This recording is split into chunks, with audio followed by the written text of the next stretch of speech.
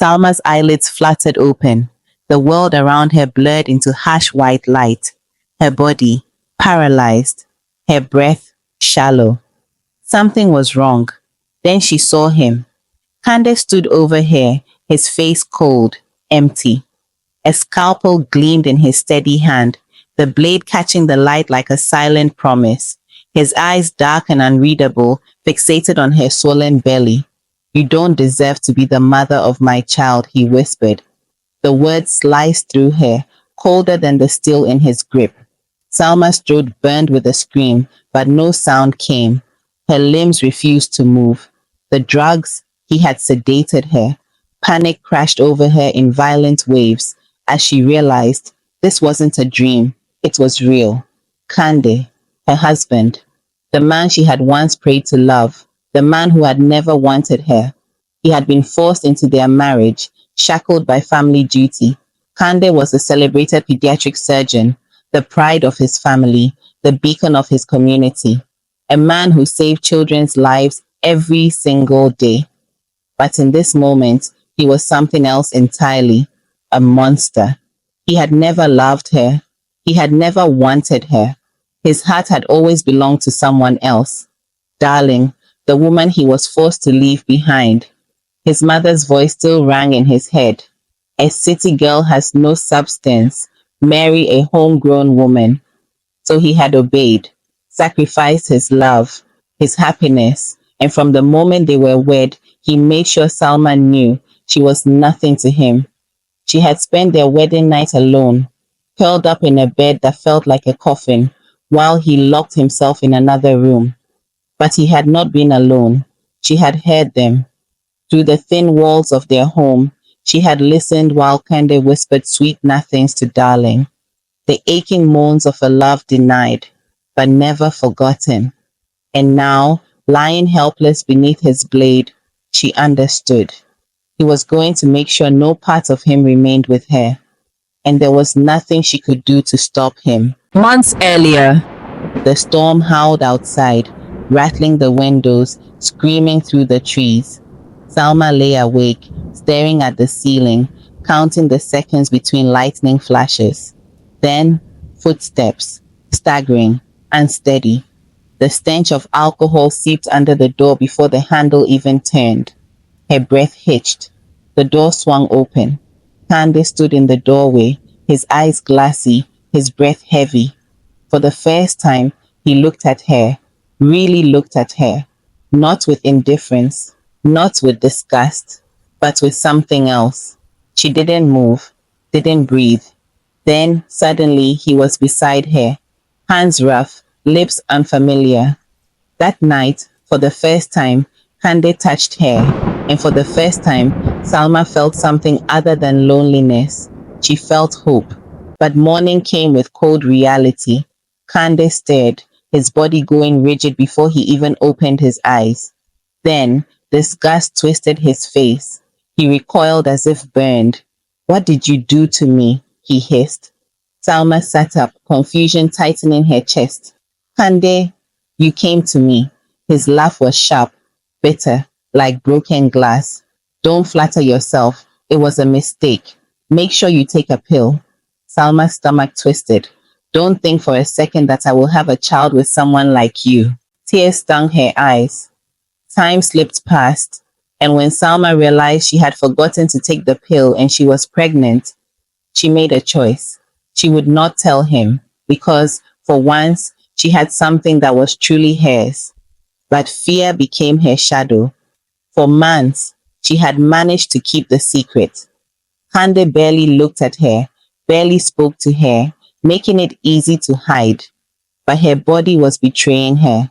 Her belly had begun to swell. It was only a matter of time. And then he noticed. It was evening. The sky was ink black, the rain relentless against the windows. Salma stood at the sink, her hands deep in soapy water, when she felt it, his presence, cold, unyielding. She didn't turn. "You've been hiding something from me." His voice slithered over her skin, quiet, amused. Her hands trembled under the running water. "I don't know what you mean." You really thought you could deceive me? His voice was calm, too calm. She turned slowly, her heart hammering against her ribs. Kande, please. His grip closed around her wrist, tight. Whose child is it? The words hit like a slap. She gasped. What? It's yours. His laugh was low, humorless. You think I'd believe that? His eyes darkened. I told you I would never have a child with you, and yet his gaze dropped to her stomach. Salma took a shaky step back. Kande, please. Salma felt blinding pain, then nothing. She woke to a world washed in white, a sterile room, bright lights, the sharp scent of antiseptic clawing at her throat. And then him.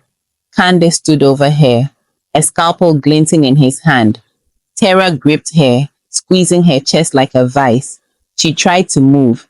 Her body wouldn't respond. He leaned in, his breath chilling her skin. This ends now. Salma wanted to scream, to beg, but no sound came, only silent, helpless tears. And then the pain began. After the procedure, Kande had walked away, leaving her behind without a second glance. Salma clutched her stomach, her breath shaky, her body trembling. The clinic's fluorescent lights buzzed overhead, too bright, too cold. The pain radiating on her stomach was nothing compared to the emptiness in her chest. She forced herself to stand, to walk, to leave, alone. When she finally pushed open the front door, for a moment, she almost felt safe. Almost. Then she saw them. Kande sat on the couch, his arm draped lazily around Darling. They were laughing. The TV flickered, casting soft light over their faces. He whispered something in her ear, and she giggled, curling into him. Salma's body went numb. He didn't look up, didn't notice the way she swayed on her feet. She stood there waiting. For what? A glance? A flicker of guilt? A sign that he was still human? But he never turned. Something inside her cracked. She walked past them, silent, her hands clenched into fists. She locked herself in the guest room and let the darkness swallow her whole. Months went by, and the house continued to pulse with Kande and Darling's laughter. Salma moved through the world like a shadow. She ate when she remembered, slept when exhaustion won. She spoke to no one. Then the call came. Is this Mrs. Salma Kande? Her grip tightened on the phone. Yes. There's been an accident. Her heart pounded. The nurse's voice was gentle, careful. Your husband, he's alive, but the damage is severe. He won't walk again. Silence stretched. Something dark curled inside her chest. Satisfaction. She found herself standing at the foot of his hospital bed. The machines beeped steadily. Tubes snaked from his body. The once mighty Kande lay small, broken, powerless, his eyes fluttered open. When he saw her, something flickered in them. Fear. Salma.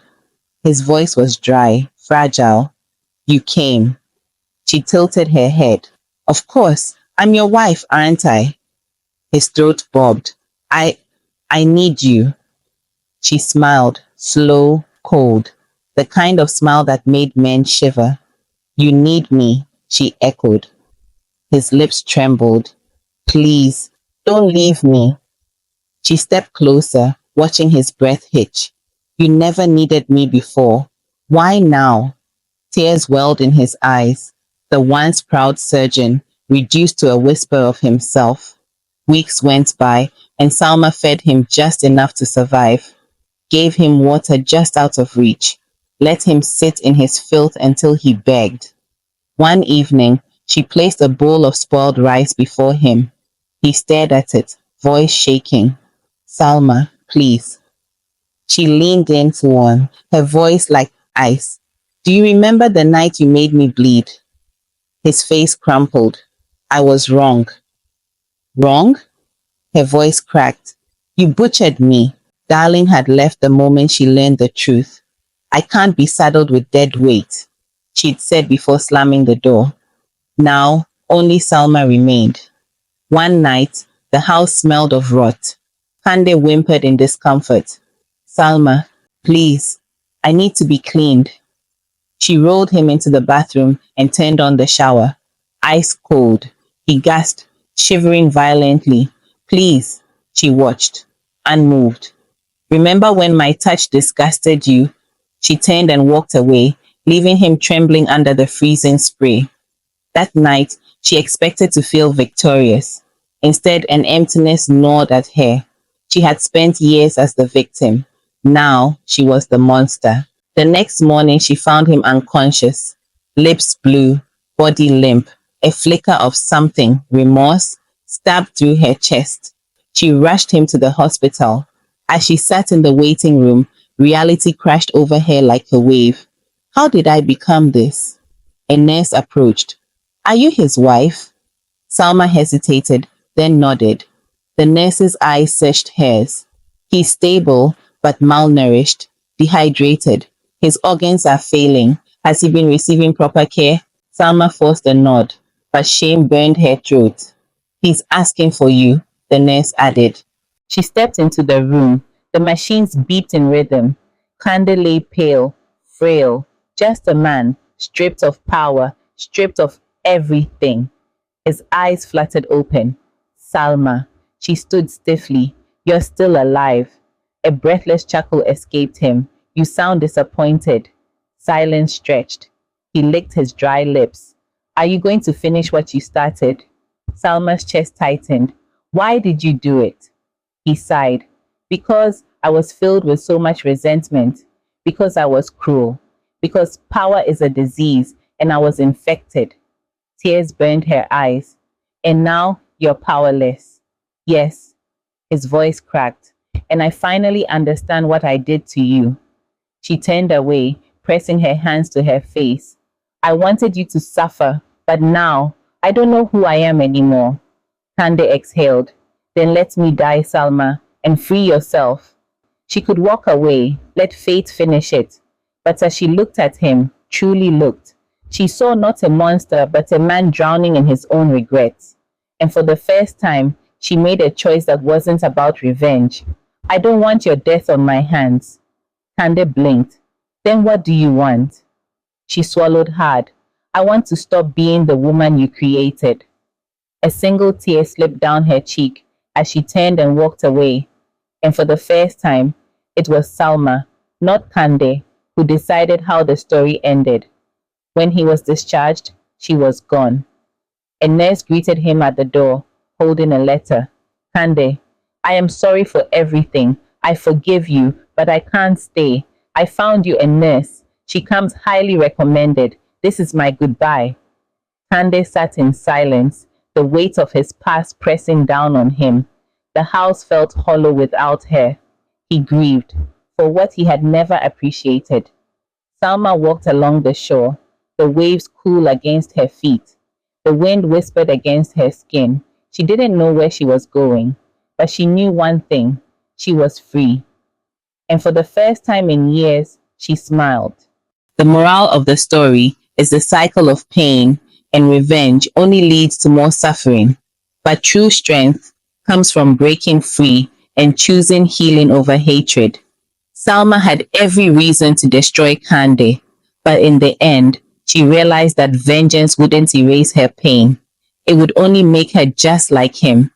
Instead of letting her past define her, she chose freedom, proving that walking away from toxicity is sometimes the greatest victory. Kande, once powerful and untouchable, learned that cruelty comes with consequences. He lost everything, his health, his status, and the one person who could have truly loved him. His downfall was a result of his own actions, showing that power without compassion leads to loneliness and regret. Ultimately, the story teaches that forgiveness is not about excusing someone's actions, but about releasing yourself from their control. Sometimes the best revenge is choosing to live a life they no longer have the power to destroy. Hi fam, click the link on the right to dive into yet another captivating tale. Don't forget to subscribe and hit the notification button. It's bye from us. Until next time, it's bye from us at Apenthene African Stories.